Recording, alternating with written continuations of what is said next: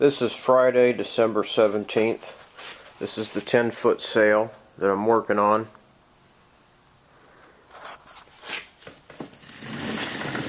Here's the bottom.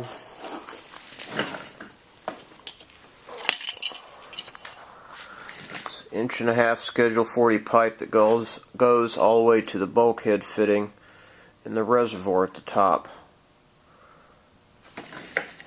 I've got this clamp set up here. It clamps it right at the top of the elbow.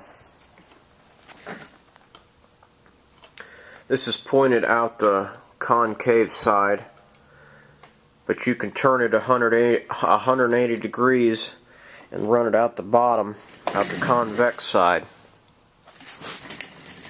Up here on this bracket, I welded the nuts on the back side, so the only thing you need to do is just put a wrench on the bolts. Here's the bottom. Now the hole on the other side is cut out bigger than this side, so you can put a socket wrench on these bolts. Also, another reason why I cut it out on both sides is now you can fit your arm up in here and reach up 18 inches to put the nuts on the back side for the flanges, which will go on about up in here.